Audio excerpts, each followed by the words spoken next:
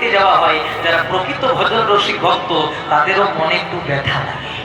তাই একটু ছোট্ট করে গৌরচন্দ্রিকা গাই, একটু রান্নাটাকে টেস্ট করার চেষ্টা করি, তারপর ঠিক যাবো, চিন্তা নেই। তাই গৌর প্রেমানন্দে হরি বল হরি বল হরি বল।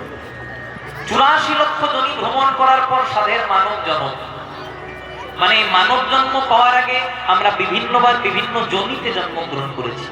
কতবার জন্মগ্রহণ করেছি আমরা জলজ প্রাণীতে, মানে সাপ হয়েছি, ব্যাঙ হয়েছি, কুমির হয়েছি, মাছ হয়েছি। মুক্তি পেয়েছি কবে? আপনাদের সকলের বাড়িতেই আছে, আপনারা সন্ধ্যেবেলায় বাজান কি শঙ্খ। যেদিন আমরা শঙ্খ বা শাঁখ রূপে জন্মগ্রহণ করেছি আর শঙ্খটা আমার গোবিন্দ সেবাই নিয়োজিত হয়ে গেছে, সেদিন আমরা জলজ প্রাণী হতে মুক্তি পেয়েছি। তারপর কতবার জন্মগ্রহণ করেছি আমরা উদ্ভিদ রূপে, মানে গাছপালা রূপে। আম গাছ হয়েছি, জাম গাছ হয়েছি, কাঁঠাল গাছ হয়েছি, পেয়ারা গাছ হয়েছি। মুক্তি পেয়েছি কবে? এই সামনে আছে আপনাদের তুলসী বৃক্ষ। বৃন্দাবৈ তুলসী দেবৈ প্রিয়াবৈ কেশবস্য কৃষ্ণ ভক্তি পদে দেবী সত্যবত্যৈ নমো নমঃ।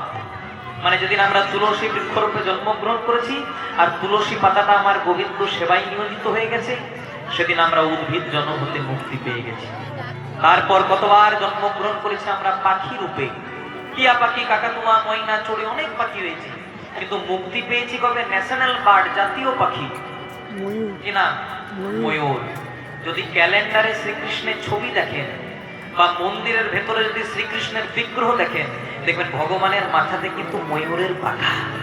তাহলে যেদিন আমরা ময়ূর রূপে জন্মগ্রহণ করেছি আর ময়ূরের পাখাটা আমার গোবিন্দ সেবায় নিয়োজিত হয়ে গেছে, সেদিন আমরা পাখি জন্ম হতে মুক্তি পেয়েছি। তারপর কতবার জন্মগ্রহণ করেছি আমরা পশু রূপে। বাঘ হয়েছি, সিংহ হয়েছি, কুকুর হয়েছি, বিড়াল হয়েছি। জয় রাধে।